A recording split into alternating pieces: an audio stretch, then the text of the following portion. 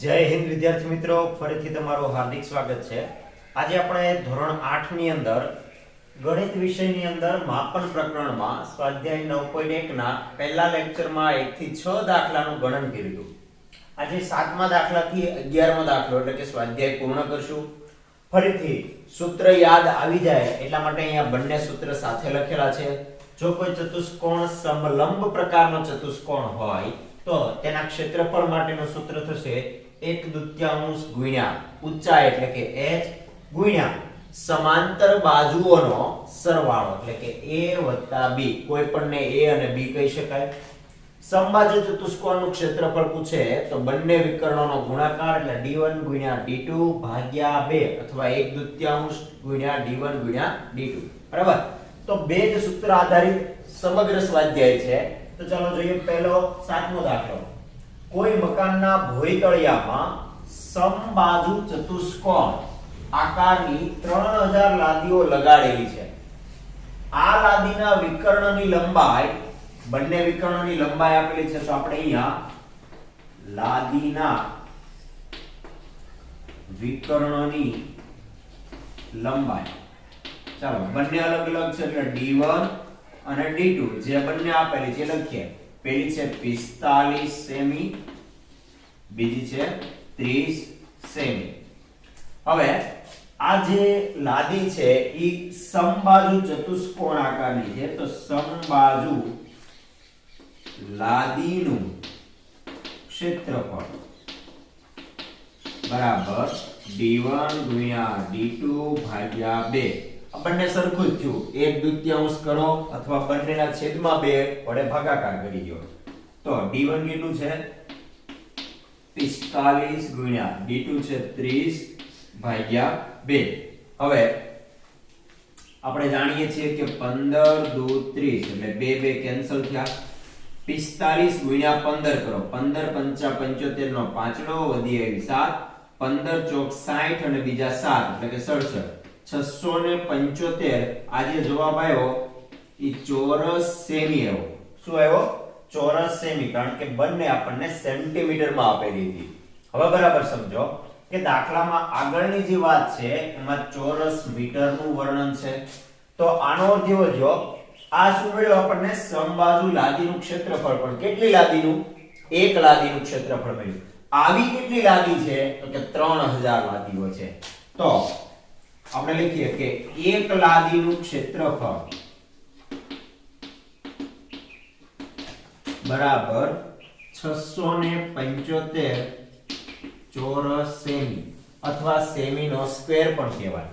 તો 3000 લાદીનું ક્ષેત્રફળ કેટલું? તો બંનેનો ગુણાકાર કરી દો. તો કે 3000 ગુણ્યા 675. 3 મીંડા હું અગાઉથી લખી દઉં એટલે હવે મારી પાસે ફક્ત તગડો વધ્યો. તગડાનો ગુણાકાર આ સંખ્યા સાથે કરું. 3 પંચા 15 વધી 1, 3 સત્તા 21 અને 1 22. 22 નો બગડો વધી આવી 2. 3 6 18, 18 ને 2 20. તો કાંઈક આવું ક્ષેત્રફળ આપણને બરાબર કે 3000 લાદીઓમાં આટલા ચોરસ સેમી વિસ્તાર રોકાશે. હવે મારે આ ચોરસ સેમી ને ચોરસ મીટરમાં ફેરવવા છે. બરાબર? તો ચોરસ મીટર અને ચોરસ સેમી વચ્ચેનો સંબંધ હું તમને અહીંયા કાંઈક અલગ રીતે દર્શાવું છું. બરાબર સમજજો કે ચોરસ મીટર, આનો અર્થ કઈ એવો થાય કે 1 ચોરસ મીટર, આનો અર્થ એવો થાય કે 1 મીટર ગુણ્યા 1 મીટર. ચાલો મીટર એટલે કેટલા? તો કે 100 સેમી ગુણ્યા 100 સેમી. તો 100 ગુણ્યા 100 એટલે 1 ની પાછળ 1 2 3 અને 4 એટલે કે 10000 ચોરસ સેમી એવું થાય. એટલે આનો અર્થ એવો છે કે જો આ રકમને મારે ચોરસ મીટરમાં ફેરવવી હોય તો કેટલા વડે ભાગાકાર કરવો પડે? 10000 વડે. તો આ જ રકમમાં 20 25 પછી 000 ભાગ્યા હું 10000 કરું 1 2 3. તો મારો જવાબ હવે શેમાં થઈ જશે? ચોરસ મીટરમાં. આટલામાંથી આટલામાં ફેરવા માટે મેં 10,000 વડે ભાગાકાર કર્યો. હવે જે ઉડતો એ ઉડાડો. 1 2 3 મીંડા ઉડી ગયા, બરાબર. તો 2025 ભાગ્યા 10 એટલે જવાબ આવ્યો 202. એક મીંડું છે એટલે 1 પોઈન્ટ કાપવો પડે, 202.5 જવાબ થી ચોરસ મીટરમાં આવ્યો. હવે આ શું થઈ ગયું કે કુલ કેટલું ક્ષેત્રફળ આખી લાદીએ રોકેલું છે એ આપણને મળી ગયું. તો કે આખા ઓરડામાં, આખા મકાનના ભોયતળિયામાં આટલા ચોરસ મીટરમાં લાદી પથરાયેલી છે. તો જો 1 ચોરસ મીટર લાદી ઘસવાનો ખર્ચ 4 રૂપિયા હોય તો આટલાના કેટલા? તો હવે ફરીથી અહીંયા ત્રિરાશી લખું કે 1 ચોરસ મીટર લાદી ઘસવા નો ખર્ચ બરાબર 4 રૂપિયા. તો આપણે આખા ઓરડાનું કેટલું ક્ષેત્રફળ છે? તો કે 202.5 ચોરસ મીટર લાદી ઘસવાનો ખર્ચ કેટલો? તો બહુ ઈઝી છે. 202.5 ને 4 હારે ગુણો. 202.5 ગુણ્યા 4. બહુ ઈઝી. જોજો 5 ચોક 20 ની 0 વધી આવી 2, પોઈન્ટ નો પોઈન્ટ મૂકી દો. 4 દુ 8 અને 2 10, 10 ની 0 વધી આવી 1, 4 ગુણ્યા 0 0, ઉપરથી વધી આવી 1, 4 દુ 8 એટલે 810.0 રૂપિયા. હવે પાછળ પોઈન્ટ પછી 0 છે એટલે ન લખો તોય હાલે, અથવા 810 રૂપિયા કુલ ખર્ચ આખા મકાનના ભોયતળિયામાં લાદીનો લગાડવાનો ખર્ચ થશે. બરાબર. 8મો દાખલો. મોહન એક સમલંબ ચતુષ્કોણ આકારનું ખેતર ખરીદવા ઈચ્છે છે. આ ખેતરની, હવે જો અહીંયા ચિત્ર દોરેલું છે, આ ખેતરનું છે. આ ખેતરની નદી તરફની બાજુ, એટલે આ નદી છે તો નદી તરફની બાજુ એ રસ્તા તરફની બાજુને સમાંતર છે. એટલે આટલો ભાગ, હવે ચિત્ર ઉપર ધ્યાન આપજો. આ બાજુ અને અહીંયા નીચેની બાજુ આ બંને સમાંતર છે. બરાબર, રેલના પાટાની જેમ સમાંતર છે. પણ સાથે એમ કીધું છે કે અંતરમાં બમણી છે. આનો અર્થ એવો થયો કે જો આ અંતરને હું ધારી લઉં કે આ x છે તો આ એનું બમણું એટલે કેટલું થશે? 2x થશે. બરાબર. અને લંબ અંતર આપેલું છે કે 100 મીટરનો કુલ ગાળો છે. તો આપણને જે આપેલું છે એ માહિતી પરથી આપણે લખીએ કે સમલંબ ચતુષ્કોણ માટે ચાલો h આપેલું છે આપણને કે 100 મીટર. a નથી ખબર પણ આપણે ધાર્યું છે અત્યારે x. b નથી ખબર પણ એના કરતા a કરતા ડબલ છે એટલે હું અહીં લખી દઉં 2x. તો સમલંબ ચતુષ્કોણના ક્ષેત્રફળનું સૂત્ર સમલંબ ચતુષ્કોણનું ક્ષેત્રફળ બરાબર h ભાગ્યા 2 કૌંસમાં a વત્તા b. બરાબર. બગડો એ બાજુમાં અલગથી લખો, બંને સરખા સૂત્ર કહેવાય. હવે આ ક્ષેત્રફળ તમને આપી દીધેલું છે. કેટલું આપેલું છે કે 10,500 મીટર સ્ક્વેર બરાબર h એટલે કે 100 ભાગ્યા 2 કૌંસમાં a અને b નો સરવાળો એટલે x વત્તા 2x. તો અહીંયાથી ગયા 10,500 એમના એમ. 100 ભાગ્યા 2 કરો એટલે 100 ના અડધા કેટલા થાય? તો કે 50 કૌંસમાં x. હવે જો x અને 2x તો કુલ કેટલા x થયા? 3x થયા એટલે હું અહીં લખી દઉં 3x. 10,500 હવે 10,500 મીટર સ્ક્વેર. આ 50 અંદર ગુણાય 50 તેરી 150 બરાબર. 50 3 વખત એટલે 150x. બંને બાજુ હું 150 વડે ભાગાકાર કરું તો 10,500 ભાગ્યા 150. આ બાજુ થઈ ગયા 150x ભાગ્યા 150. આ બંને 150 ગયા. હવે અહીંયા એક એક મીંડું ઉડી ગયું. 15 ના ઘડિયામાં 105 આવે છે કે નહીં? બરાબર. તો કે 15 6 90, 15 7 105 એટલે આના ભાગું છે 15 સત્તા 105, હજી એક મીંડું પડ્યું છે એટલે 70. હવે 15 15 ગયા તો જવાબ આવ્યો x બરાબર 70. આનો અર્થ શું થયો કે એક બાજુનું માપ મળી ગયું, આ બાજુ જેને આપણે a કીધી હતી, આ x એટલે કેટલી મળી 70 મીટર. સામેની બાજુ b છે એના કરતા બમણી છે એટલે 70 નો ડબલ કેટલા થશે 2 * 70 કરો તો જવાબ આવે 140 મીટર. તો પ્રશ્નમાં એવું પૂછેલું હતું કે સમાંતર બાજુ વચ્ચેનું લંબ અંતર શું હોય તો ખેતરની નદી તરફની બાજુની લંબાઈ શોધો. તો નદી તરફની બાજુ એટલે 2x થઈ. તો આપણે અહીંયા લખી દઈએ કે નદી તરફની બાજુની લંબાઈ 140 મીટર છે. બરાબર. નવમો દાખલો, જમીન ઉપર એક ઓટલો આવેલો છે, તેની ઉપરનું સમતલ એટલે ઓટલાનો આ ઉપરનો ભાગ ઉપરથી જોઈએ તો સમબાજુ અષ્ટકોણ આકારનું છે. બરાબર, બધી બાજુઓ સરખી અને અષ્ટકોણ આવો કંઈક શેપ છે અને એ આકૃતિમાં દોરેલ છે. આ અષ્ટકોણીય સમતલનું ક્ષેત્રફળ શોધો.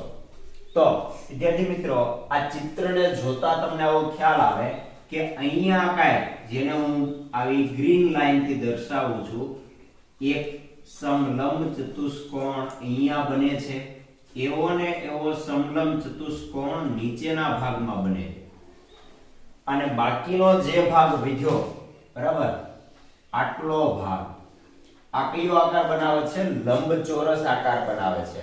તો મારે આખા ઓટલાનું ક્ષેત્રફળ જોઈતું હોય તો એક સમલંબ ચતુષ્કોણનું ગોતું, એનું એ આનું હશે એટલે એને ગુણ્યા 2 કરી નાખો એટલે બે ઉપરના ભાગ અને નીચેના ભાગનું ક્ષેત્રફળ મળી જાય. વધારામાં મારે આ વચ્ચેના લંબચોરસનું પણ ક્ષેત્રફળ શોધવું પડશે. તો સૌપ્રથમ એક સમલંબ ચતુષ્કોણ આપણને આપેલો છે, ઈ બાજુ માટે આપણે જોઈએ તો સમલંબ ચતુષ્કોણ નામ આપી દો કોઈ પણ a b c d અને અહીંયા એક બિંદુ નામ આપી દો e. તો આપણો લંબ થઈ જશે લંબ એટલે કે આ નીચેનો ભાગ h એટલે કે ઊંચાઈ ae કેટલી છે 4 મીટર. bc જેટલી બાજુઓ આપેલી છે, બરાબર. તો આપણને એ પણ ખ્યાલ આવી જાય કે આટલો ભાગ જો આ 5 મીટર હોય તો આ પણ કેટલું થશે 5 મીટર વાળો જ ભાગ થશે. તો આટલું 5 હોય તો અહીંયા એક લંબ લીધો, એક આ બાજુના ભાગમાં લંબ લીધો, તો આ બે બાજુના ભાગના લંબ લઈએ અથવા ડાયરેક્ટ લખી નાખો કે 5 મીટર આ તો નીચેનો ભાગ અથવા એ લખી દો a બરાબર 5 મીટર. આની કોઈ જરૂરિયાત નથી અને નીચેનો ભાગ જે બીજી બી બાજુ છે એ આપેલું છે 11 મીટર. બરાબર. તો સમલંબ ચતુષ્કોણ નું ક્ષેત્રફળ બરાબર h ભાગ્યા 2 કૌંસમાં a વત્તા b. h કેટલું આપેલું છે 4 મીટર એટલે 4 ભાગ્યા 2 કૌંસમાં a એટલે કે 5 વત્તા b એટલે કે 11 મીટર. બરાબર. આ ધ્યાનમાં રાખજો કે સમબાજુ ચતુષ્કોણ અષ્ટકોણ એટલે આ 5 હોય આ 5 હોય બધું સરખું જ હોય એટલે 11 ને 5 16. અહીંયા ભાગ ઉડે છે 2 દુ 4 એટલે એક બગડો ઉડી ગયો 2. 11 અને 5 16 એટલે કે 16 દુ ને 32 ચોરસ મીટર. જો ઉપરનાનો જવાબ 32 ચોરસ મીટર આવે તો નીચેનાનો પણ નીચે પણ એવડો જ ભાગ છે એટલે ઈ પણ એટલો જ આવવાનો છે એટલે બીજાનું આપણે શોધવું નથી. પણ હવે બીજો ભાગ a b c d લખી દીધા તો ઈ અહીંયા આવી ગયો તો f g h i આ ભાગ માટે, બરાબર, કે d c f i એટલે કે લંબચોરસ આકૃતિમાં મેં નામ આપ્યા છે લખું છું કે d c f i નું ક્ષેત્રફળ. તો નિયમ પ્રમાણે લંબાઈ ગુણ્યા પહોળાઈ. તો ચાલો લંબાઈ કેટલી છે કુલ 11 મીટર,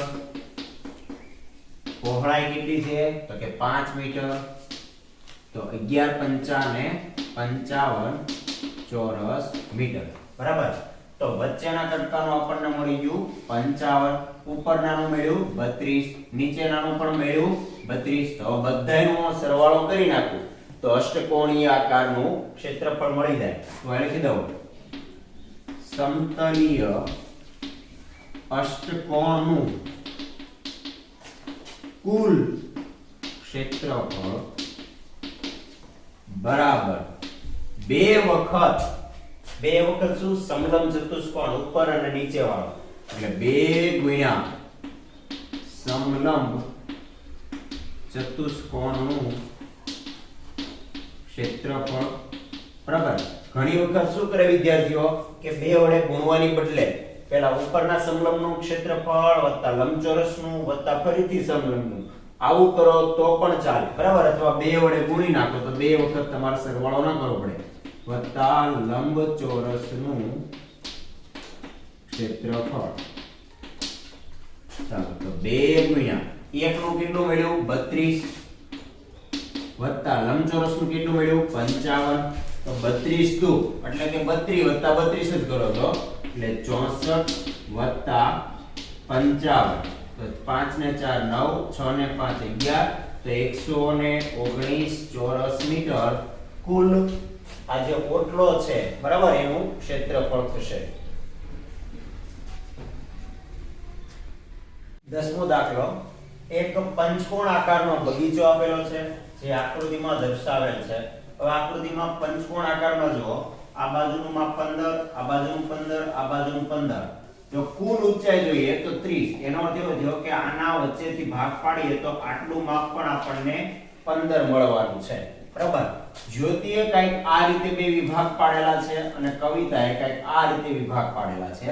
તો જ્યોતિએ જે વિભાજન કર્યું જ્યોતિએ કરેલ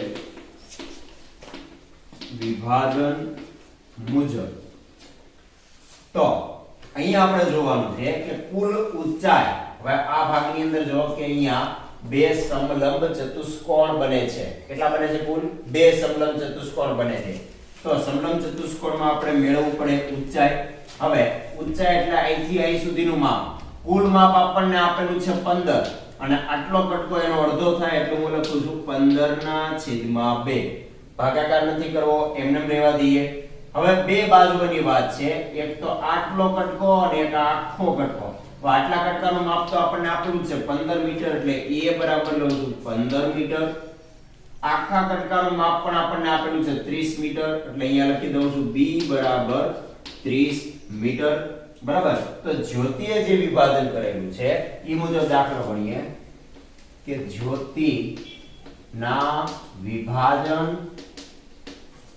મુજબ પંચકોણ નું ક્ષેત્રફળ બરાબર 2 ગુણ્યા કારણ કે બે સમલંબ ચતુષ્કોણ બને છે તો એટલે કે 2 ગુણ્યા સમલંબ ચતુષ્કોણનું ક્ષેત્રફળ। બગડાનો બગડો સમલંબ ચતુષ્કોણના ક્ષેત્રફળનું સૂત્ર h/2 ગુણ્યા a + b। ચાલો બગડો ગુણ્યા h કેટલું આપેલું છે આપણને તો કે 15/2 15/2 હજી આ બગડો નિયમ પ્રમાણેનો સી લખવાનો બાકી છે ગુણ્યા a અને b નો સરવાળો એટલે કે 15 + 30 બરાબર। હવે અહીંયા જો આ બગડો ઉડી ગયા 15/2 કરો તો જવાબ થાય 7.5 15 ના અડધા અહીંયા કરી નાખીએ 7.5 અને અહીંયા 15 + 30 એટલે કુલ કેટલા થશે 45। પોઈન્ટ ને થોડીક વાર ભૂલી જાઓ તો 75 * 45 કરવાનું થયું બરાબર। પોઈન્ટ ફરીથી મૂકી દઈશું તો 75 * 45 0 4 25 0 2 4 7 28 ને 2 30 3055 25 5 નો વધી 2 5 7 35 ને 2 37 તો 5 7 3 3 એટલે જવાબ આવ્યો 3375। હજી આપણે પોઈન્ટ કાપવાનો બાકી છે ફરીથી એક પોઈન્ટ કાપો એટલે આપણો જવાબ થશે 337.5 ચોરસ મીટર બરાબર। તો જ્યોતિના વિભાજન મુજબ આટલો જવાબ મળે છે 337.5 ચોરસ મીટર.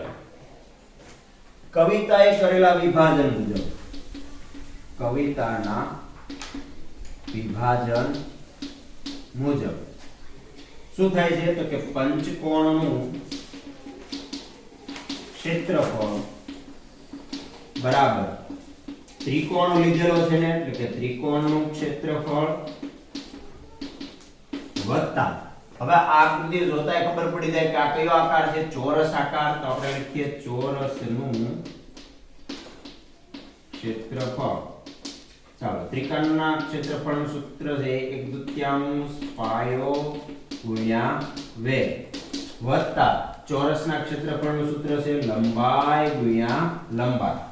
ચાલો, 1/2 પાયો શું થશે અહીંયા જો, હવે અમારે પાયો દોરવાનો બાકી છે પણ અહીંયા આપણે આ પાયો એટલે કે આટલો ભાગ બરાબર. જો આ ભાગ 15 હોય તો સામેનો ભાગ 15 જ હોય એટલે પાયો થશે 15 નો. વેધ એટલે આટલો કટકો. હવે આપણને આવી ખબર છે કે આખું માપ 30 છે, આટલું 15 હોય તો બાકીનું વધ્યું ઈ પણ 15 હોય એટલે આ વેધનો ભાગ છે આટલો ભાગ ઈ કેટલો થશે 15 મીટર એટલે ગુણ્યા 15 વત્તા લંબાઈ ગુણ્યા લંબાઈ. તો લંબાઈ કેટલી છે આની માટે આપણે વાત કરીએ તો આ 15 છે, આ 15 છે, આ 15 છે, તો આ 15 થાય તો 15 ગુણ્યા 15 બરાબર. તો 15 ગુણ્યા 15 કરો એટલે 225 ભાગ્યા 2 વત્તા અહીંયા પણ થઈ ગયા 225. 225 ના અડધા કરો 2 કા 2, 2 કા 2, 2 દુ 4, એક વધ્યો 10 થયા 2 પંચા 10 અને આ થઈ ગયા 225.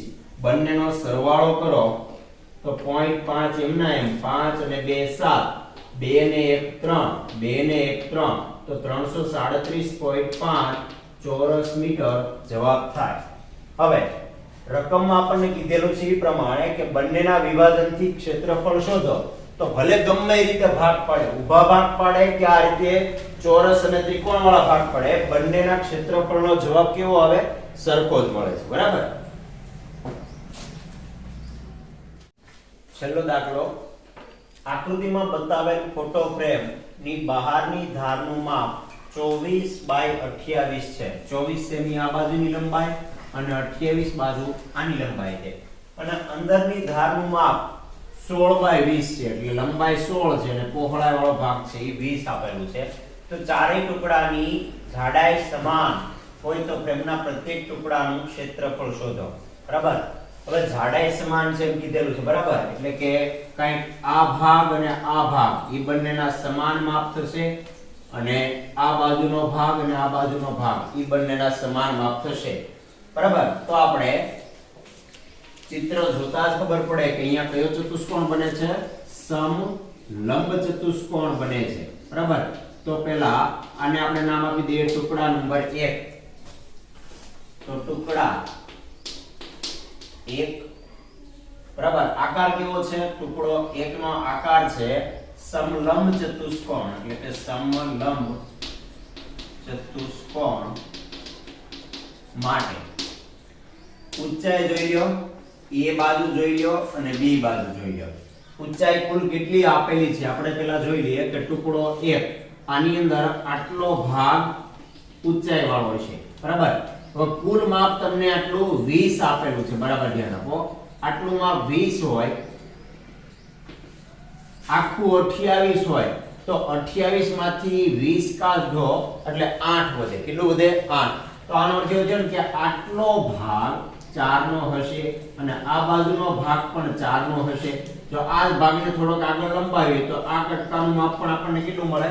4 નું મળે. તો અહીંયા આપણે ઊંચાઈ કેટલી લઈશું? 4 સેન્ટીમીટર. એ નું માપ આપણને આપેલું છે 16, બી નું આપેલું છે 24. તો 16 સેમી અને 24 સેમી.